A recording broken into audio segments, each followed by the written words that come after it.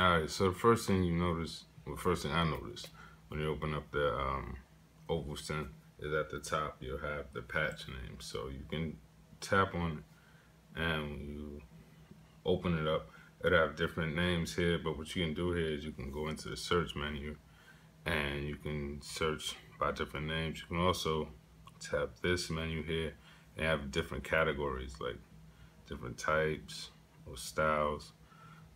So you know, you can kind of just choose what you want here. So you can choose like ambient, and they have just 3 there, and then you can kind of mix and match to see what Phoenix is like.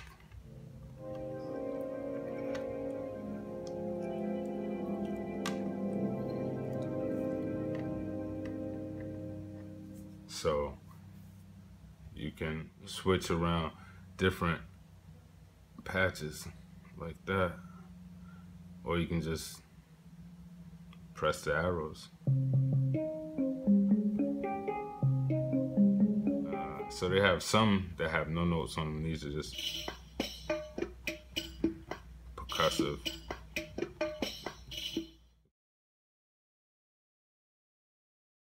These are the effects. So the first one is a filter, okay, and you have your different types of filters, like you have your low pass, high pass, band pass, and a notch filter. So, and then you have your cutoff and your resonance here, and you can also just kind of shape it around there, so that's pretty cool. Then you have delay, I'm sorry. You have delay time, and then the feedback. You can do that here as well, okay? And you also have reverb. We have like room size, damping, and the width there. So, and then finally you have a compressor.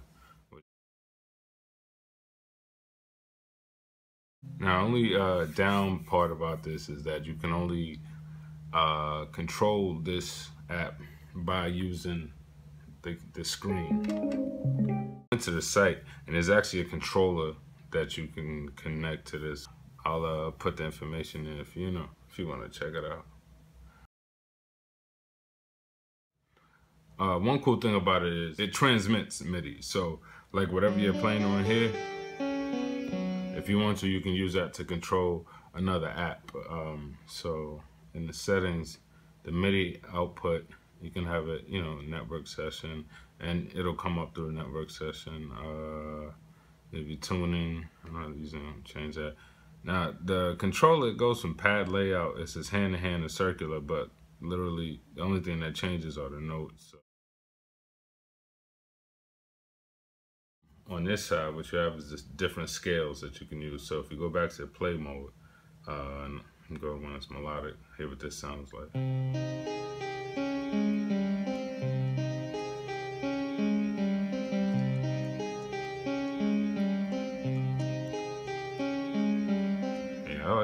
I like that right there.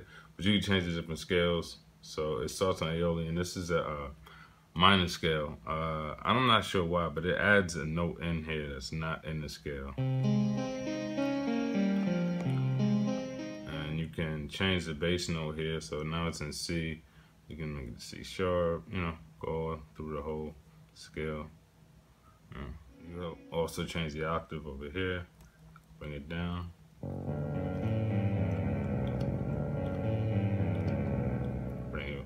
Way up if you want to. Oh, it goes as high as +2.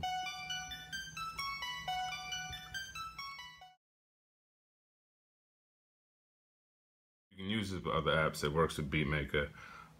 It works with Audio Share as well, I believe. But like the cool thing about it is it has its own, pretty much own transport control right here. So you see the record. There could be a BPM and a metronome. So pretty much what you can do is you can record something in here, save it, and then export it. So you can change the tempo of the metronome by just tapping on it and just dragging to the left to make it slower, or to the right to make it faster. Okay, so I'm gonna bring it to 135 because that's usually what I'm about, and I'm just gonna start recording.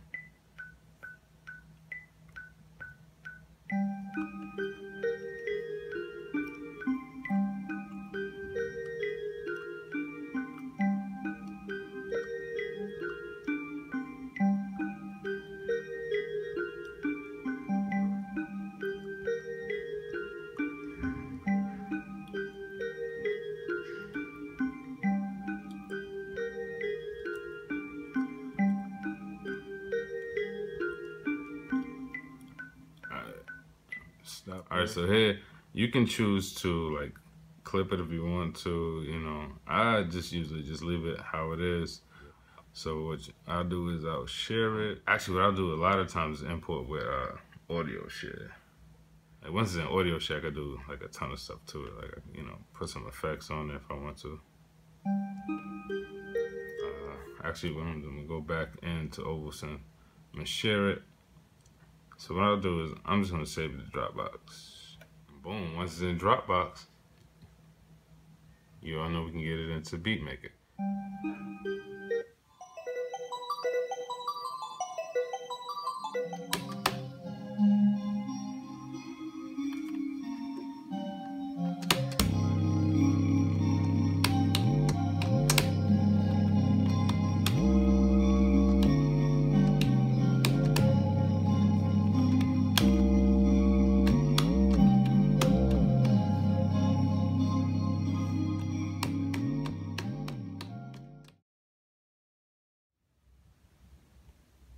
Alright, so you can open up OvoSynth and BeatMaker.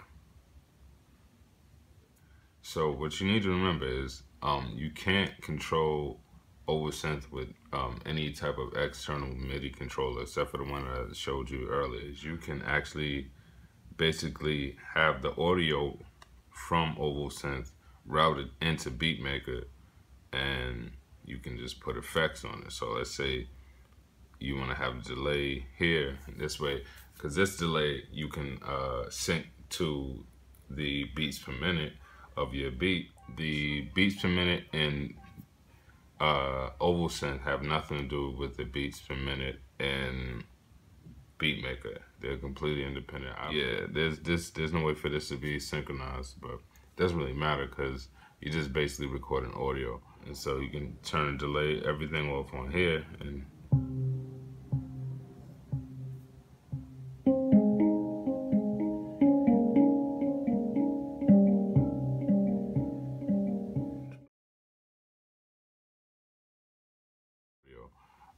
but now one other thing that you could do, what I'm gonna do is I'm gonna open up another audio app. I'll open up this one, replace. Yeah, let's mess with that. Let's see what we can do here. MIDI output. Let's go to replace.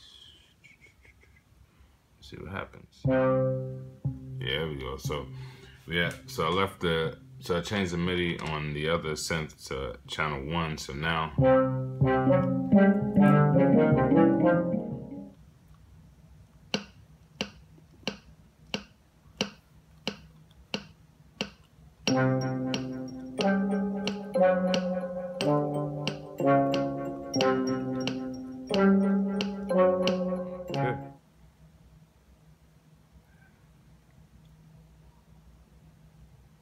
so I got audio and I got MIDI here.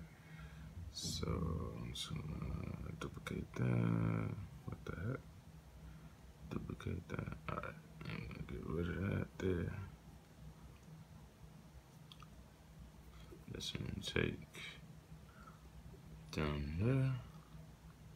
Yeah, I'm just gonna delete that. Yeah. Let's just move this over right now.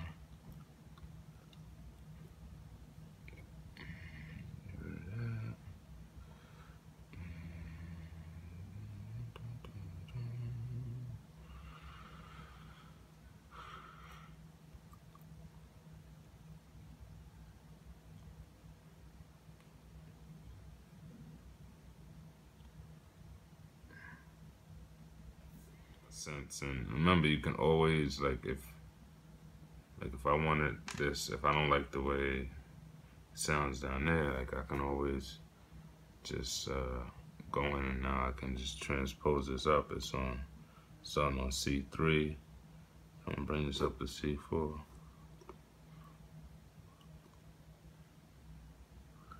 You see how you can get creative with it, and you can use it within BeatMaker too to control other synths. Like I said, you can get creative with it. It's something that you can use. Best of all, it costs you $0.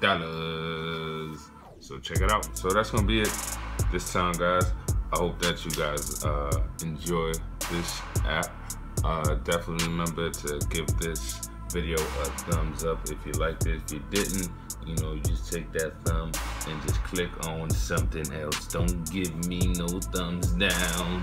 Also, do remember to follow BeatMakerIsTheSquad on Instagram.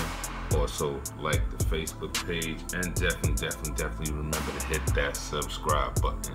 I'm gonna catch y'all next time.